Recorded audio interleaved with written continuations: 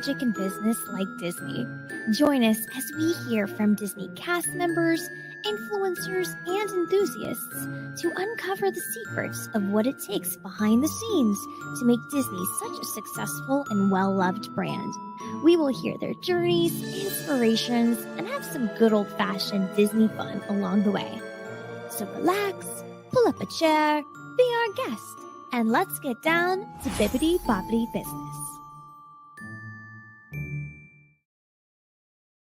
Hello, everyone. Happy Thursday. Welcome to a very fun and exciting episode of Bippity Boppity Business.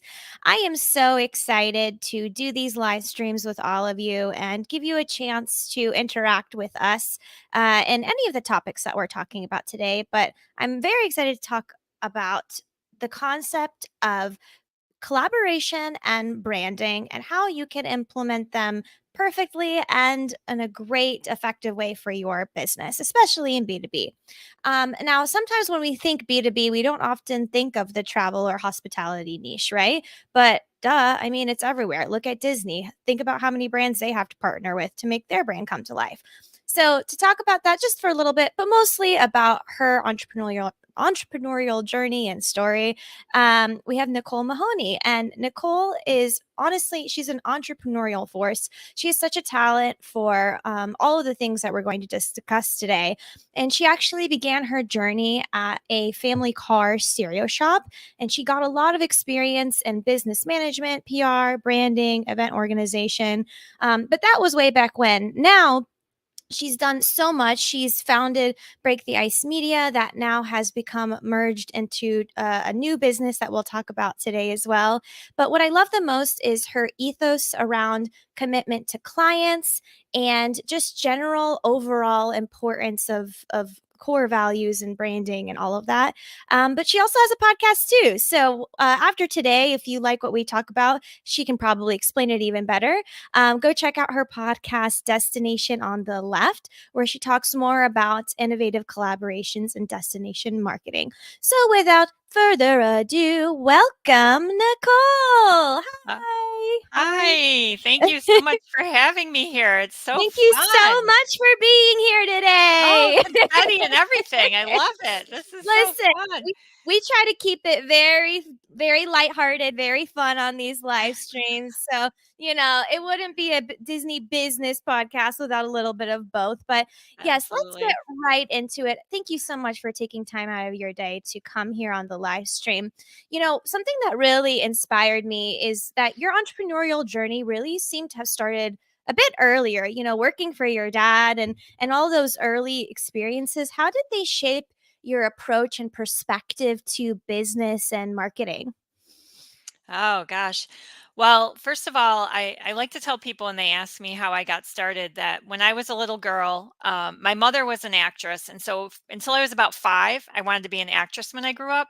But when I got to about 5, I decided maybe acting wasn't for me and I'd rather be an entrepreneur like my dad. Oh, So I think growing up in an entrepreneurial family and in a family owned business definitely gives you a different perspective because the entrepreneurial lifestyle is just so different than yes. having that guaranteed paycheck and working your way up the corporate ladder, which also has its own challenges and things like that. But Yes. it really takes a certain kind of person to want to have the entrepreneurial lifestyle, and it's really the only one that I know and the only way that I know how to be and how to Yes. arrange and organize my life.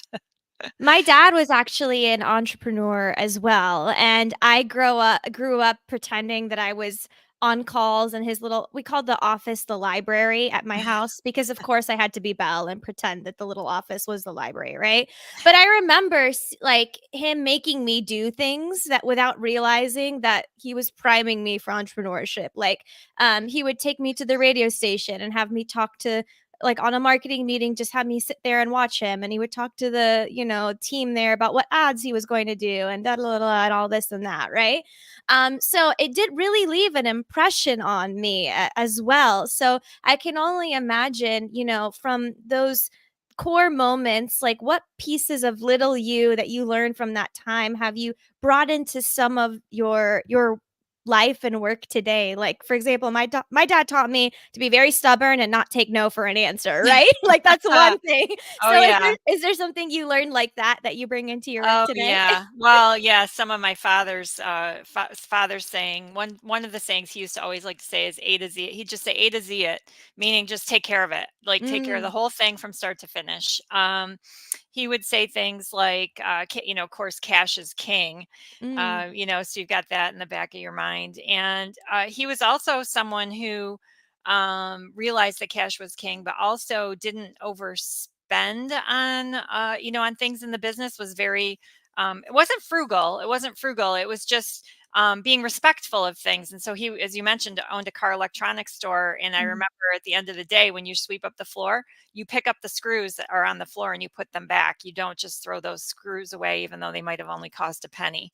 Um, mm. it all adds up, and it all affects your margins and your bottom line. So I think some of those are some of those things I certainly took away. But you mentioned the radio station, and my father had this jingle for his business that still to this day, if you run into somebody who was in our town when Yes. his business was around, they will sing the jingle to you. Stop it, Um, really? What is and it?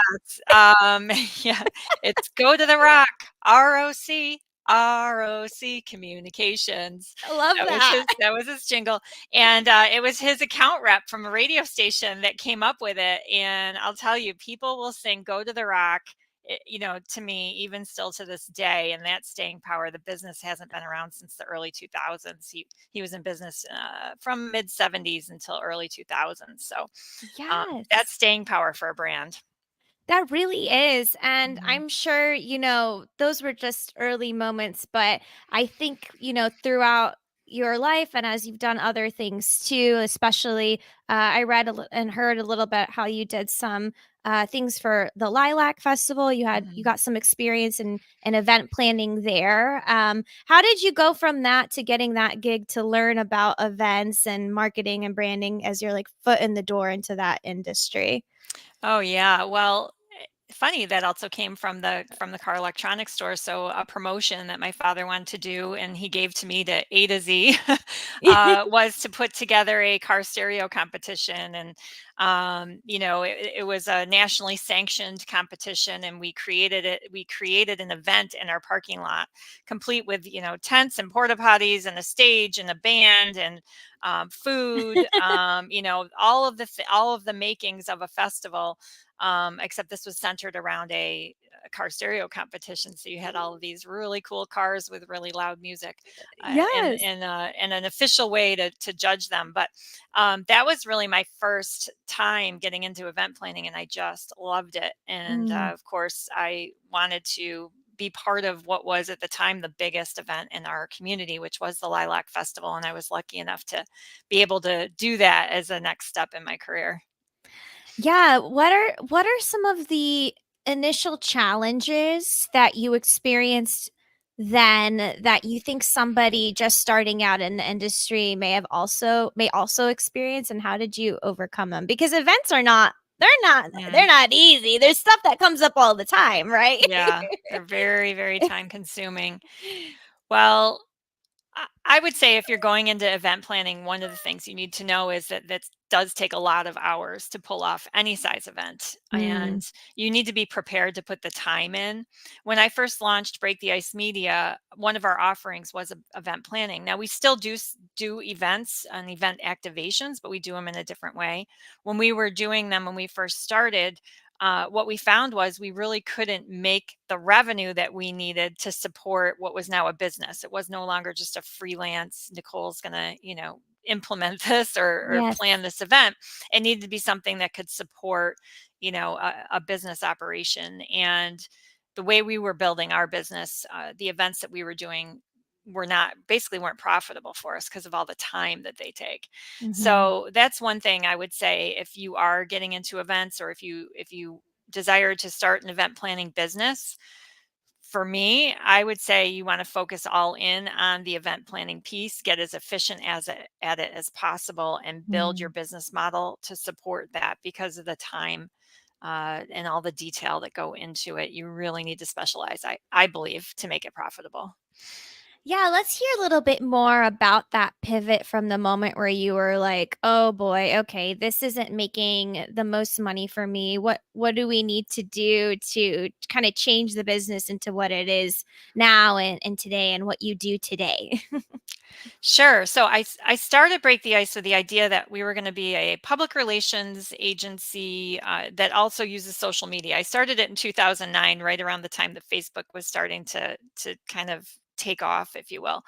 And my first passion was to help small businesses figure out basically new advertising ways because they Okay. a lot of the small businesses in my area were really scratching their heads because if they were like my father and they'd been in business a long time, newspaper, radio, yellow pages was really where they spent their advertising. And I all of a remember my dad had like stacks of the Yellow Pages books too, yeah, so I completely understand. Yeah. exactly. And you were just trying to get your phone to ring. Yes. And then all of a sudden in 2009, it started a little bit earlier, but really around the time that Facebook started to take off was how do I get people to my website? What is this e-commerce thing all about? What is this social media thing all about? My yellow page ads aren't working anymore. People don't want to call me.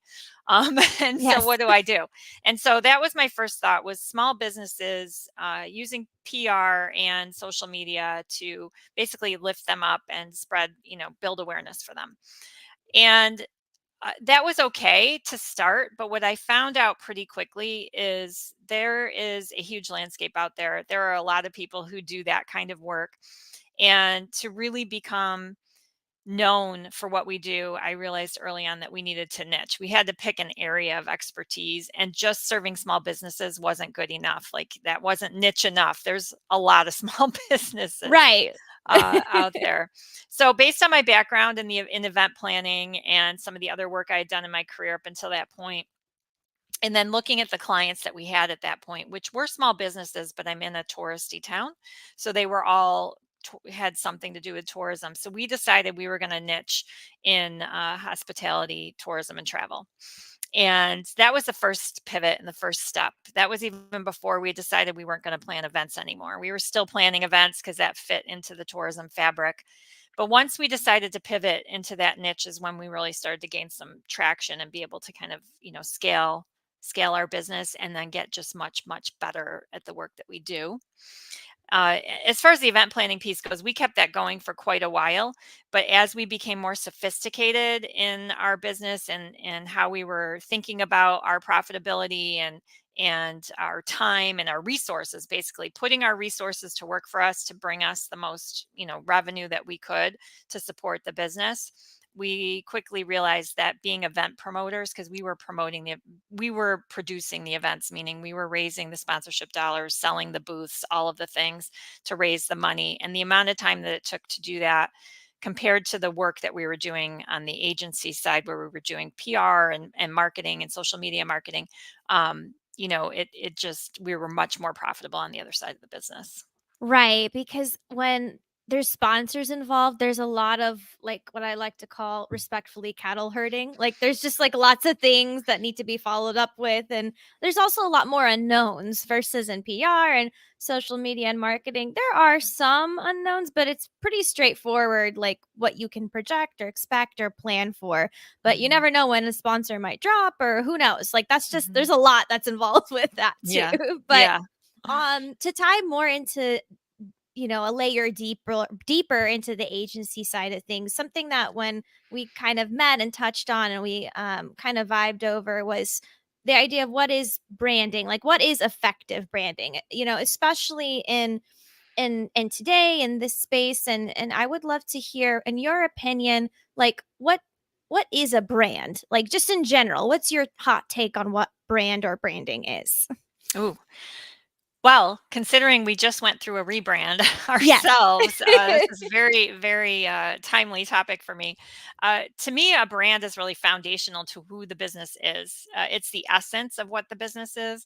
It's not the visual things that you see. It's deeper than that. And so, when we just rebranded our agency from Break the Ice Media to Travel Alliance Partnership, and we can talk more about that if Yes, you want to, but absolutely. but basically when we rebranded, we spent over a year actually before we came up even with our new name and our new word marks and the colors and all the fancy things that you see that are external, working on the internal. What was our vision for the company? What are our core values? What's our brand promise? What are we delivering to our clients? What problems are we solving?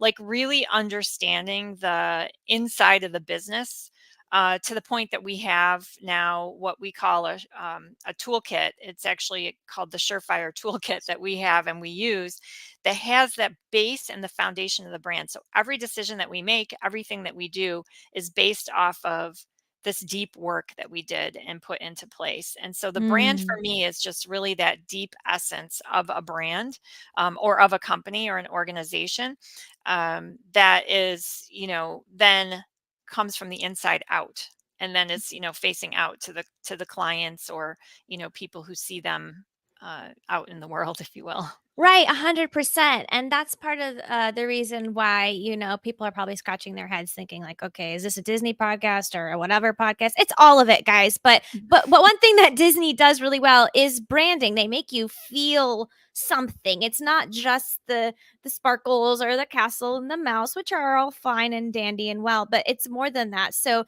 can you give, like, a metaphor or example and, in relation to that a little bit? In relation to Disney, yeah. Yeah. Well, first of all, we have a lot of Disney enthusiasts on our staff, so you're now making me kind of think that there's some kind of an attraction Yeah. between the work that we do and Disney in general. Anyway, so I think I need to find those more direct linkages besides just going there every year. Yes, which we love um, and we're down for. yeah, absolutely. But yeah, I mean, you're absolutely right. It's that feeling. It's Right, To me, it's to feeling like part of something that's bigger than just you. And so right. when you go to Disney, like you feel connected, or you meet people who also love Disney, you're connected even if you've never met before, because you can relate to the experience, to the memories that you have there, to the things that happen when are there, to all the details you remember about the Yes, park, to which rides you like to go on. And for us with our brand and our new company, and just I think for any organization, that's what you want from your customers and your clients. You want them to feel like they are part of something bigger, like they kind of belong to you in some way. And that's really what's going to create those tight relationships and really keep them coming back, turn them into brand ambassadors for you. Like, look at you, Rita, talking about Disney all the time. you I know mean, what? Maybe they'll send me on a cruise one day for free or something, who knows? yes, But but exactly, but I exactly. love what you said because the ability to do that, like, taking it back to your brand and business, like, if any business or agency owner or whoever can have that effect on their clients, that where they go from transactional to relational, like, really super fans of your service or product, that's amazing, right? Like, that's a really cool thing to be able to achieve. So, let's dive in a little more about, that rebrand. What were for you, like, what were some values that you kind of plucked out that you weren't expecting to feel or think about, your business when you went through the process? Yeah, so when we started our rebrand, we had already done quite a bit of work on our company, Break the Ice Media, to begin with. So we already Right. had our core values in place at that point. Okay. We already had a pretty clear vision of where we wanted to go. We had a lot of like pieces in place. What we were missing, and the reason why we ended up on that journey of which ended up being a rebrand, is we were missing kind of the storytelling that we wanted to be able to use to tie what we do together with all of the different pieces. I have my podcast, as you mentioned, Destination on the Left.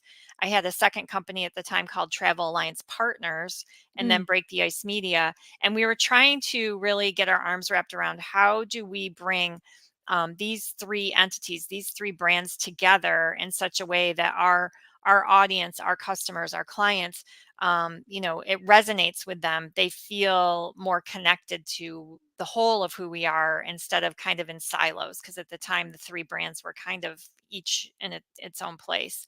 And so on that journey, the aha moment was when we were working with our branding agency, was when we realized we needed to become one company, not to Oh, have the two wow. separate companies. And that's a pretty big deal, and then to say goodbye to a name, Break the Ice Media, which I had been building the name and the reputation for 15 years. And in a meeting, I actually got there quicker than my team when we were going through the process and looking at all of the pieces. Right. It came to me, the branding, consultant was showing it to us in such a way that you could stay siloed and this is what it might look like, or you could, form one company. And I went there so fast. I was like, oh, that's exactly what we have to do because it aligned with our vision. We had this vision that we set 5 or 6 years ago. And while we had this vision, we were slowly moving towards it. When the branding professional put this in front of us, I was like, that is the vision that we set like 5 or 6 years ago. We saw it, it was so clear.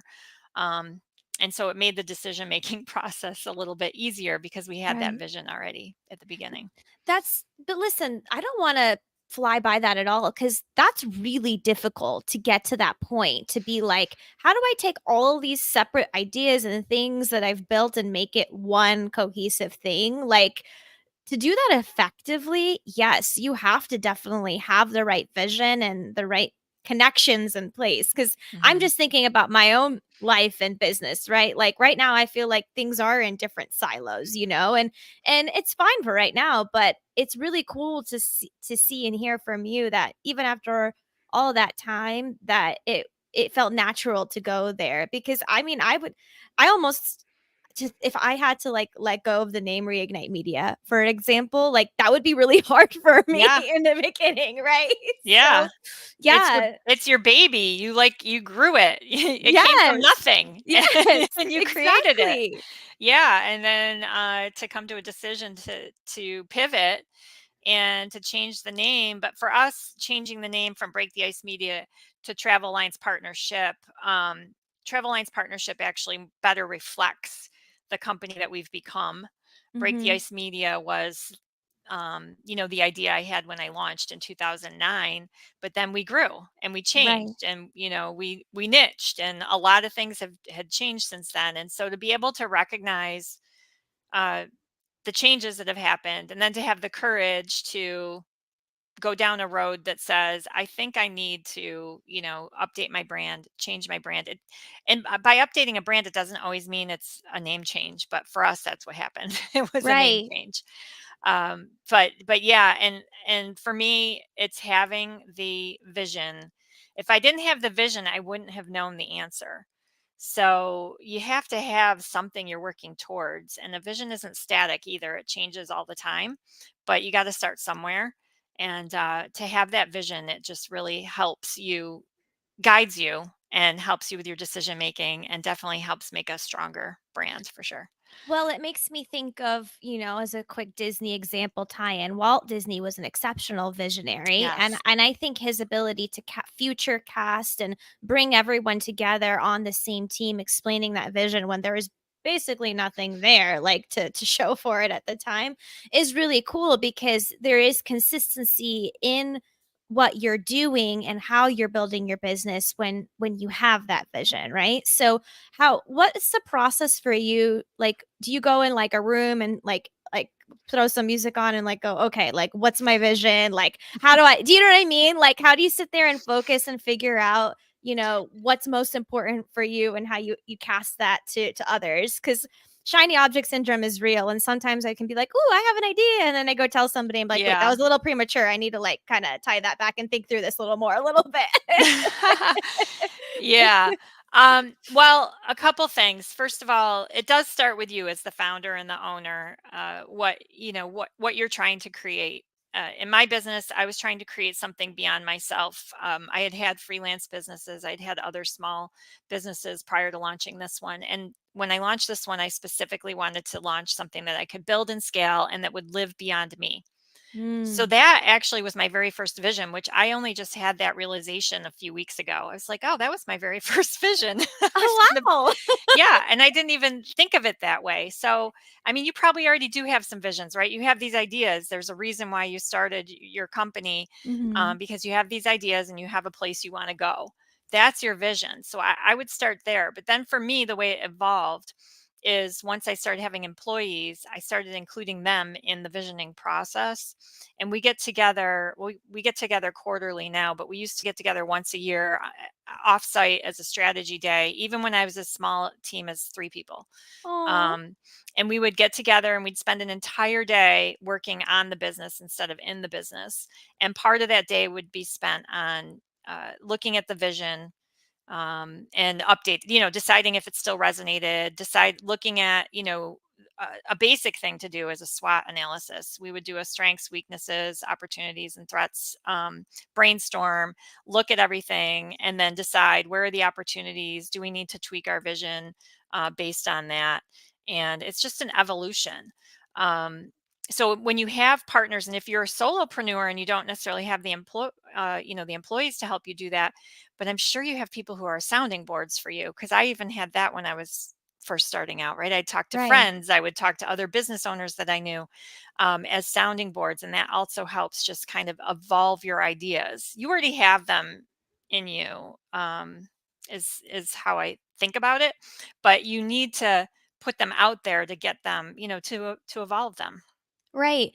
But I think it's very poignant that you said that it's okay that the vision can change, it can evolve, and, you know, that reassessing it and making those adjustments as the business and the team grows is not only like okay, but necessary to really scale the way that you want for it to go past you, right? I think there's a Mhm. lot of founders that can feel like uh almost guilty or weird about changing, like, oh, I built my brand and my vision this one way, and what's going to happen if I change it this other way? How are Mm. people going to react? What are people going to think? You know what I mean?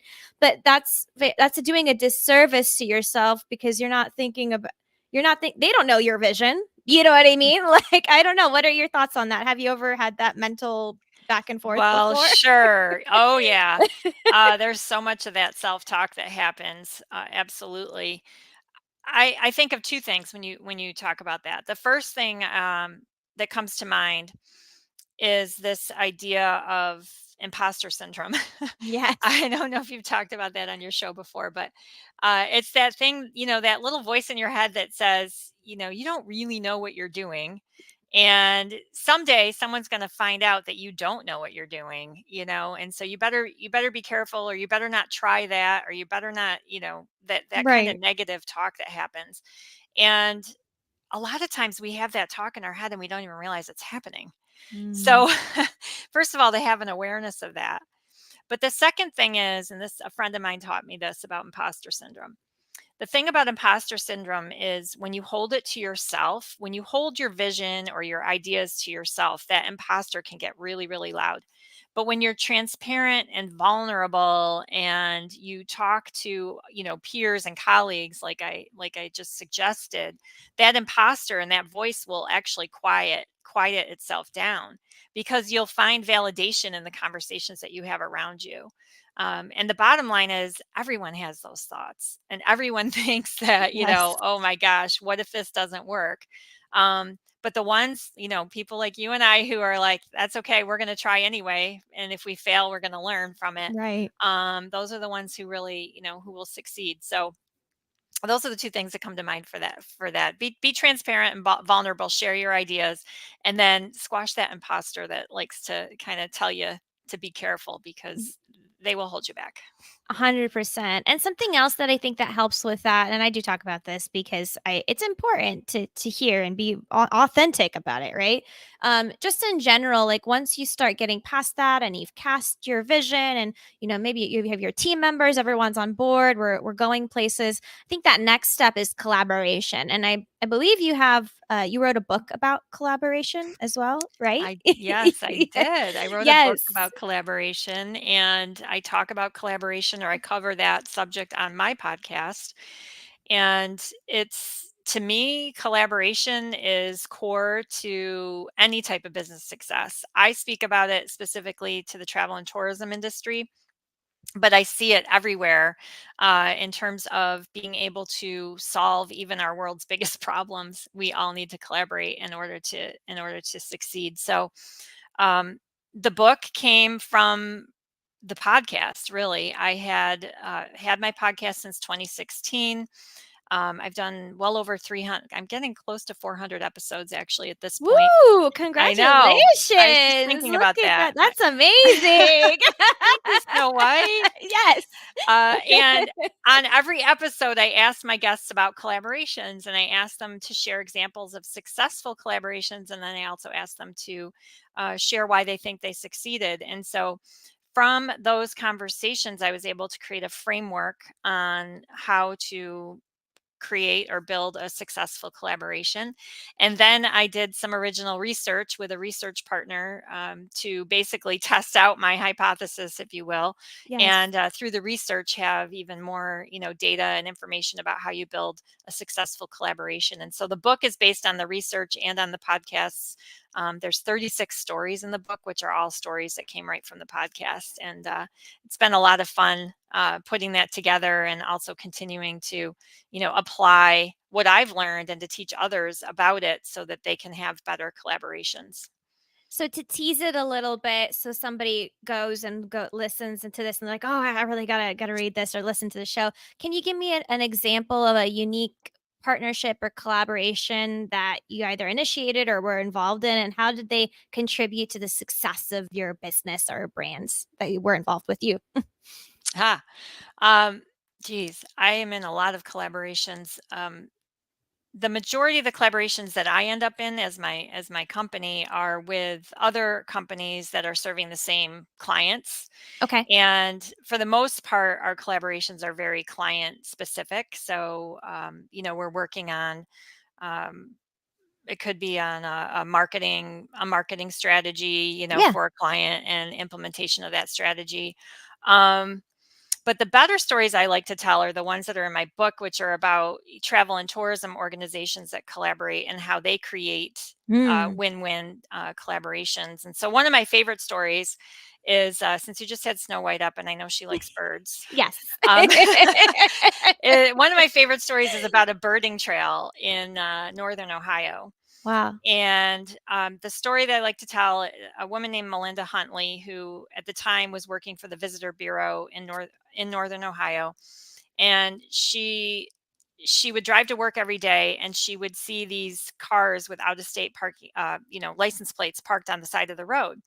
And she was wondering, like, what are all these people doing on the side of the road? Because there's nothing there except the side of the road. And so one day she stopped and went up to these people to see what they were doing. And it turned out they were bird watchers. And there was a particular type of bird in this area that you could see here. I think is the warbler. They're known as the warbler capital of the world. But who knew? Yeah. And so she thought, oh, this is really interesting. Well, I work for the tourism office, so I want to create a birding trail, but I need to collaborate with my neighboring tourism offices because this is along the shores of Lake Erie, northern Ohio. Mhm. And also I need to collaborate with the park managers and the preserve managers where these birds can be found. So she calls a meeting of the tourism offices and the park and preserve managers. And at the first meeting, she says it didn't really go the way she thought it would. And she said it was a bit of a screaming match, which I was so surprised. I'm like, really? Literally screaming. She said, yes. She How said, do birds lead to a I screaming know. match? So what happened was, her the park and preserve managers thought that a birding trail was going to tax like the natural resources of their parks and like bring in all these visitors, and it was going to make more work for them and really Mm. hard for them to preserve the area. And so they were like, I don't know about this birding trail thing. The tourism offices were like, are you kidding me? We need to bring in these visitors because they're going to spend money in our little communities, and it's going to bring a lot of economic impact to our area. Right. So the first meeting didn't go well, but they kept the door open. Well, the interesting thing is, she said one of the park managers a few months later had a zoning issue where there was somebody who wanted to put in a development right next to the park, and it was going to actually impact the integrity of the park. And he Mm. realized that if he could prove that his park was creating economic activity for the area, that that the zoning thing wouldn't go through, and that he could preserve his park. So he all of a sudden became this big cheerleader for this birding trail idea, and they all got back together and they were able to figure out how to move the whole thing forward. And this was years ago, because now if you go to the website, there's something like 63 birding spots in the Wow. area, and it ended up being quite a large collaboration. And so what I love about that is they found their way. Like, they found how to be able to work together, even though at first it seemed like they had very different goals. But Yes. in the end, they were able to come together, and their goals actually served everyone for what their needs were. So that's kind of the magic of collaboration in my opinion, and why I love it so much. And there's just story after story after story, and I'm sure there are Disney related stories as well. Yes. Yes. I'm not as privy to them. But Well, you that's mentioned, okay. Yeah. yeah, I mean, you even mentioned the collaborations that happen between brands, that Disney collaborates between brands. And it's just so much better when we can all be connected in that way, and all just work towards a common vision and a common goal, and find those partnerships that work. So Right. my book is called Stronger Together, and that's why I believe that we are definitely stronger together than we are alone. Man, I wish I had a little image for, like, "We're all in this together" from, like, High School Musical, because that's the thing that just popped in my Yes. head, because it is Oh, true. yes. It is Yes. true, like, that's the epitome of, I think, businesses that do well, that grow past you, versus the businesses that, kinda die off with the person who started it, because Hmm. when you collaborate, you are creating and growing something bigger than yourself. It's all relationship based, right? Hmm. Yes, absolutely. It Right. is all relationship based. And the interesting thing we learned in our research is there's three types of attitudes towards collaboration, but all three types have an important role to play. Hmm. And the first type is the promoter, and that's really what Melinda was. When Melinda was like, we've got to do this collaboration, this will be great. That's the promoter role. Then there's the doubter. The doubters are kind of like, I don't know if collaboration's really going to work. Yes. People say it works, but I'm really not sure. It's a lot of hard work, and I don't know if I'm really going to get the return. And then the third type are the protectors, and the protectors are like all about collaboration, but they think they have something proprietary that they want to keep close to the vest. They're not going to be like a complete open book, but Mm. they're all for collaborating as long as they're protected. That whatever it is that they feel is proprietary to them. And the interesting thing is, when we did the research, is we found out, and this is in the travel, tourism, hospitality industry, but 99% of the people that we researched, or that we surveyed, had been in a collaboration, and almost 50% of them had collaborated a lot. And these three types were a third each of the respondents. And so what that Wow. means is they all do collaborate regardless of what their attitudes are. Yeah, um, regardless what they how they portray how, themselves. yeah. And so for me, the important thing there to know is, when you're at the table, like that, preserve manager who was not so sure about collaboration at first, if you understand where they're coming from, you can get to the collaboration so much quicker, instead of having Mm. it end in a screaming match and we all go home. You know, um, so that's just part of it too, is understanding where people are coming from, and understanding that the majority of people do and are open to collaboration, but they have their different, different things that they bring to the table, different things that they expect. Right. And I Mhm. think the coolest part is when it does go well, realizing like, oh wow, like I feel like for me, the most time I've even just collaborated just on an interview podcast, like I'm interviewing Mhm. you right now, like it always just something great always happens. Like I gain a friend, or I gain a mentor, or I gain a referral, or like you just really don't know what happens when you're genuinely like coming to the table and saying like, hey, like maybe there's a win-win opportunity for all of us to get something out of this, versus the other mindset, which I think is very damaging, the competitor mindset of like, oh, we're all competitors, and Mhm. I don't want to work with you and you don't want to work with me, which I imagine in the travel industry there's a little bit of that competitor mindset too sometimes, especially I don't know, with like travel agents and stuff. I Oh, don't yeah. know. Well, You're right. So there's two things. First of all, I call it co-opetition, where Okay. perceived competitors. I always say they're perceived because they think they're competition, but I really don't believe that they are. Perceived competitors come together, to create and collaborate something bigger together than they can on their own. So that's the co-opetition concept. And the other thing I talk about is mindset. Mhm. So if you're competing and you think it's a zero sum game, right? There's a winner and a loser. That's the only choice. Mm, Um, that's very different than if I think we can compete and we both can win. And it's the difference of thinking like that it's scarcity versus abundance. Do we have a scarcity mindset where we think there's only so much to go around, or do we right. have an abundant mindset? And when it comes to like travel agents, like, let's use Disney travel agents. There's so many that specialize Right? right in Disney trips, which are so needed because you Yes. have much better time if you have somebody who knows Disney plan a Disney vacation for you. Yes. But there are how many millions and millions and millions of people go to Disney every day, pretty much, right? Right. And so there's so much opportunity. No one agent could take care of all of that. And so that's why I think it's more of having that abundant mindset versus the scarcity mindset. As long as you believe there's plenty to go around for everyone, we all can win, and I think we'll all do much better. Right, and even within that niche, I met someone recently I interviewed her, and her interview will be out soon. But Michelle has a Disney travel agency catered towards adults that want luxury Disney experiences, and I Mm, was like, "What a cool like niche within a niche moment!" Like, yeah, like take that and run with it. So I think yeah. it's cool because she probably like if she told me like if someone comes to her and says, well, we have kids and stuff, like she's going to refer it to somebody else because that's not what her specialty is or whatever Hmm. too. So I that's such a it's such an important mindset to have, and I think if you do have it, that you are going to just be better in the long run too. And I also think it's attractive to people will see that in your own just character, because it's a servant way of like saying like, hey, like, how can I help you? How can I serve Hmm. you? And that's something I love about Disney too, is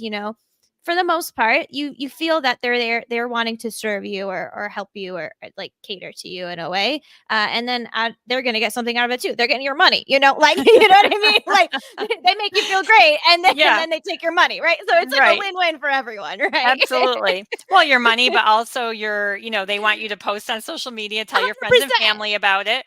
They Right. want you to return, they want you to, bring other people in the Yes. future and be that brand ambassador. So absolutely, Yes. there's so much and when you come at it in an authentic way, I love that you pointed that out, to just genuinely want to help or want to partner, not just from a what's in it for me kind of Mhm. attitude, right? And if you do come at it as a what's in it for me attitude, people will see right through it, and it's not setting yourself up for success. So that's such a great point.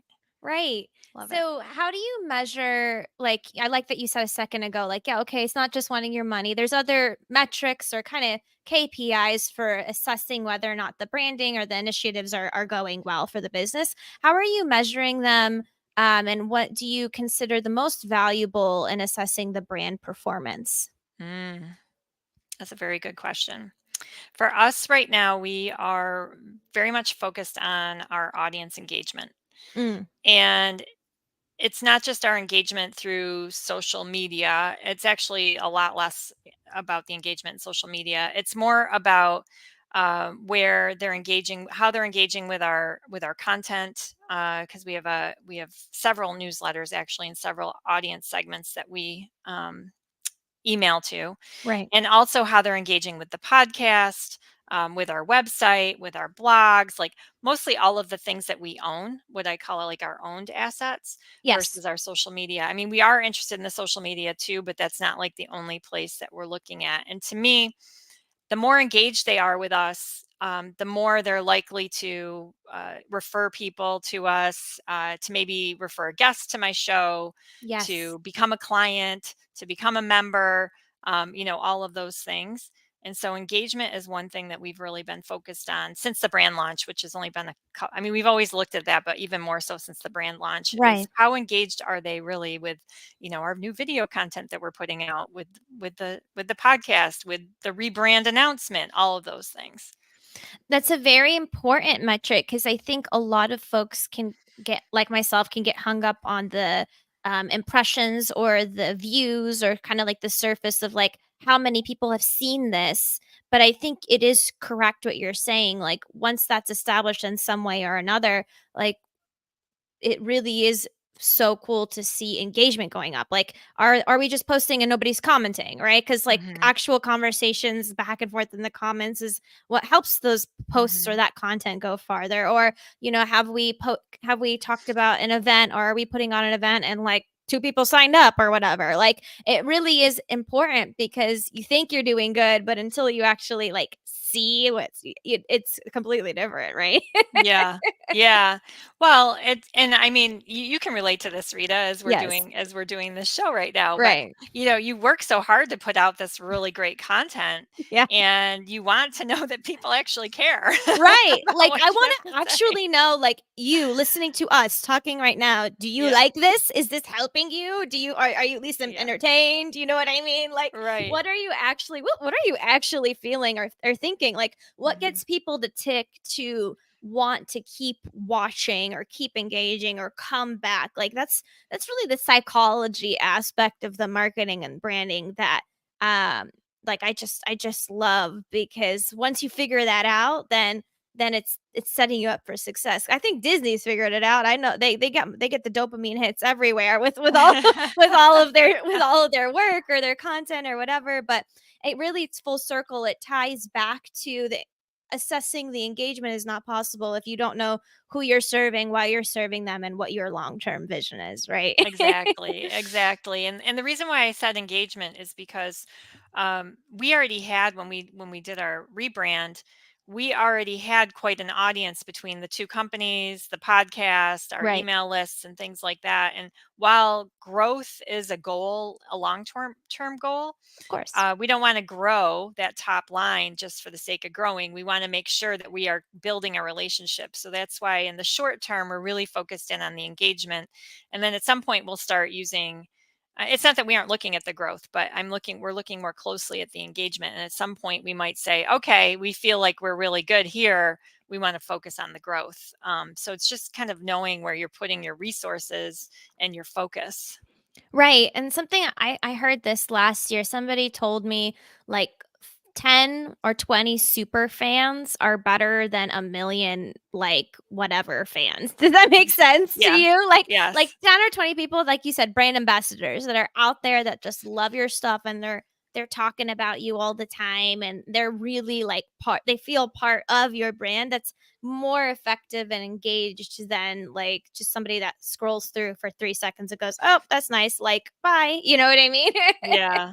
Yeah, Um, exactly, and that kinda talks to niche. I mean, you have your niche, mhm. right, with this show, Yeah. and, when you niche, that's where you attract those, those super fans, those people who really are aligned with the same, values and, that you have, Yes. and that's really where we gained traction when we decided to niche, and then we could really dig in to a certain area instead of trying to be all things to all people.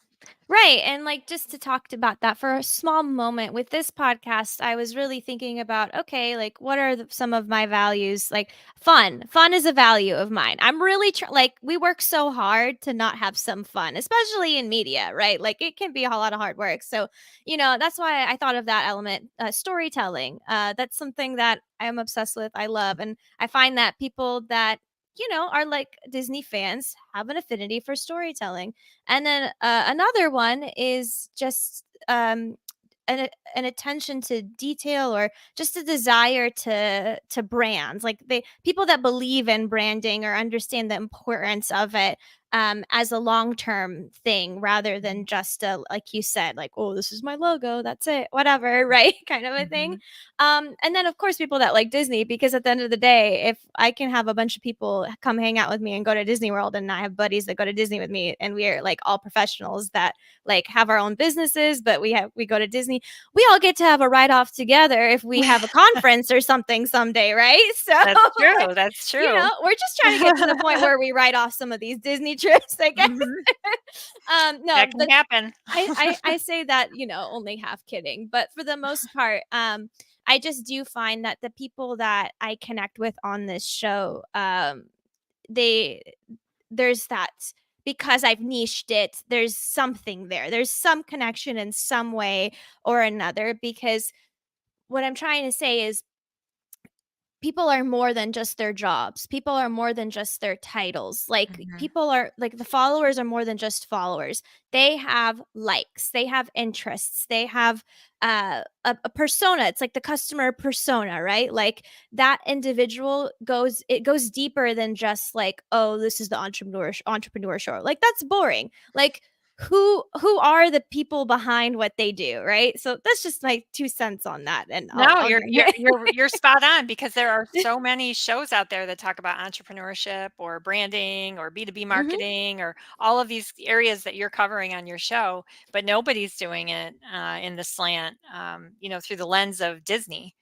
Yeah, And they're fun. yeah, you're spot on because that's how you stand out. And Yeah, I love it. That's that's so awesome. sweet. And I love Well, seeing Snow White show up and you listen, oh, I got more too. oh yeah, who I else got is this other coming? I got Elsa. If you were to Oh, say "Let It Go," you just said "Let Go" a second ago. I didn't bring oh. Elsa up sooner, but Oh, there's yes, there she certain is. keywords. There's keywords that trigger certain of them, or whatever. Well, anyways, I have a for fun question for you to kind of wrap up the show. We've talked about your journey. We've talked about some awesome advice regarding collaboration and branding and mindset. And I'm definitely going to come back and listen. But at every episode, I kind of do a little bit of a fun exercise at the end to get to more of the Disney side of things. So, I want you to imagine, like, let's pretend that you're plopped into the Disney universe as CEO, at exactly what you do, right? And you there's the god fairy godmother comes to you, and she's like, we're really trying to see what character universes have a potential, like, come together partnership, like, which two Mm. characters do you think really could have a business together, and what are we missing out on? Like, just what's the crossover that we're missing, what do you think you Oh, come up? wow. It's Oh, a this is really so weird fun. question, No, but I know.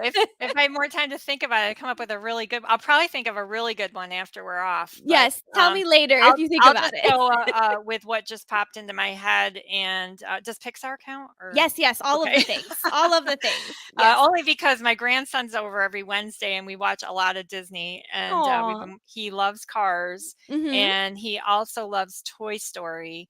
So I'm Mm. thinking there's got to be something between, I don't know if it's Woody and Buzz Yes. and, and the Cars characters, which now what's the main car guy? What's his Lightning name? McQueen. Lightning McQueen. Thank Yes. you. You're welcome. You're welcome. Yeah, so maybe them, but, that's only because it's top of mind for me. I'll have to think a little bit more Well, seriously that's about it. actually really interesting. Like, if you were thinking about PR, like, let's say like Buzz or Woody and Lightning McQueen were looking for more exposure, and like, Mm, so then you get Buzz or Woody in different Lightning McQueen, like his friends' cars, and it's all branded and stuff around it. Like, yeah. that could be a whole fun thing. Like, they could benefit from that in their celebrityism now that Oh, they're famous. absolutely. They That's so absolutely could. Well, cute. I just think, Woody and Buzz are always kinda chasing after somebody, Right, right? or they're chasing after each other, Yeah, it could they be need really fast cars to get them there. as a PR stunt, they're doing a race, and it's, this whole hype of like, "Oh, who's gonna win? They're racing each other," or whatever, right? Like, feeding into that story a little bit. Anyways, Yeah. alright. Okay, well, another for fun question, because you have gone to the parks and you enjoy them. Is there a park that you like the most, that you often enjoy the most when you Um visit to? Yes. So I used to always say Epcot because I just love Mm, going around the world and eating and drinking my way around the world. That was like yes. my most fun thing. And but last time we were there, we did, and this is so I was just there last year. The studios, which I can't think of the name. Hollywood Studios. Hollywood, thank you. I Yes. always want to call it the old name. And I'm like, MGM. It's yes, MGM Studios MGM. forever to me. Okay, Yeah, guys, I'm exactly. sorry. Okay. I didn't want to say it. I'm like, oh, I'm on a Disney podcast. I No, cannot no, call it no. Like MGM. I love. I have so much nostalgia for it with the hat and Yeah. the MGM. Okay. Anyways, but Yeah. Hollywood Studios, yes. So we were just there 2 years ago, and we did the new Star, or what was new to us at the time is our first time doing the new Star Wars Yes. stuff that they had there, and we had a blast. And we went into the cantina, and we got the Yes. drink, and it was so much It's fun. so fun. I really enjoyed it too, and I secretly I'm so glad that they came out with it because my boyfriend's not the most Disney fan, but when Star Wars came out, okay, we were on an equal level playing field here. Now Yeah. we're going to Disney World, okay? Yes, So yeah, exactly. it was a really cool experience. I'm actually really sad. I don't know if you heard about they had more of an immersive high ticket experience where you could like stay at the hotel and they Oh had like yes. action characters and stuff. Mhm. That's I it was very expensive so people can afford it, duh. But also I'm sad that it doesn't exist anymore and they didn't like downgrade it in some way because what a cool Oh. idea. Like Mhm. I just imagine like there could be so many other businesses that if they did that on a smaller level where like it was a whole experience, it wasn't just the hotel, it was also like there was singers and actors and whatever. It'd be so cool. I'm Yeah. sad that I didn't get to experience it. So, but Yes, I I experienced agree. Well, I let me I'll tell you a little bit about my Disney. First of all, I'll age myself, but Disney in Florida, my grandparents used to live there, but it started the year I was born. So when Disney had their 50th anniversary, I turned 50. And Aw, that's amazing. yeah, so that's kind of fun. But I used to go as a kid. My grandmother would take me there when I'd spend summers with her, and we'd just go for the day and back. And of course, I think it Yeah. was just the one park way back then. And then when I started having children, we would stay with my in-laws in their timeshare. So we did the timeshare, and then we'd go to the parks for 1 or 2 days. We'd never do like a if we did a multi-day pass, it was like a real special treat. Right. And so we were usually doing one park at a time, a year. And then now, though, I go, and when I finally was able to start staying on Disney property, actually, Mhm. was when it was a business expense because I would go to work to conferences that were held on Disney property, and Yes. then I'd bring my family, and then we do the parks, after the conference and stuff. And that experience was just amazing. Once I started staying on property and doing the park and doing the multi-day and all of that, I was like, oh, I mean, it was fun It's before, It's but it's next level, isn't it? it It's really next is. level. I only live a couple hours away. I definitely there's opportunity for me to do the whole day trip and back. But like once you stay at a Disney resort, you just can't unstay there. Like I don't Yeah. know. Like Yeah. you definitely can, okay? But there's that experience is just so cool how you feel like you're in the bubble. Like you're in the Mhm. little bubble. You don't have to worry about your car. You just hop in the monorail and you go wherever. And if you can do that for your brand, like, yo, that's so cool. Like, no, Yeah. there's not a lot of other places that make you feel like you're still within that bubble when you travel to one or the other. And Mhm. so but Yeah. that's really cool that you had that experience those experiences. And I mean I won't ever forget your when's your birthday month by any chance? March, March. March. Okay, so I'm June, so I'm gonna be like when the next anniversary rolls around I'm like, maybe I should tell Nicole happy birthday or something. Yes, yeah. So that's so cool. All right. Well, I think we have. Angela said earlier that there was a great partnership idea, and I can't remember what exactly we were talking about. I just saw it, Oh. Angela. Sorry about that, but thank you so much for joining in to our chat, everyone, today. If you would like to learn more about Nicole, check out her podcast or check out her book. Nicole, what's the best way for people to do that? Absolutely. You can find me on LinkedIn, Nicole Mahoney. You can also visit our website, travelalliancepartnership.com, and you'll find the book and the podcast and our blog and all kinds of things there. So that's probably the easiest way to go. Otherwise, I'd have to give you a whole list of URLs. That's fine. Yes. And we are on LinkedIn too. So I've tagged Nicole in the event in the description here. So if you need to find her that way, absolutely too. So everyone, thank you so much for coming by to this episode. Nicole, thank you for taking time out of your very busy day to have this fun chat with me. And that's a wrap for our episode today. I appreciate it. Awesome. Thank you so much. Thanks. You've been listening to Bippity Boppity Business. Like what you hear so far? Leave us a review in Apple or listen to us anywhere you prefer listening to your podcast. Until next time, have a magical day.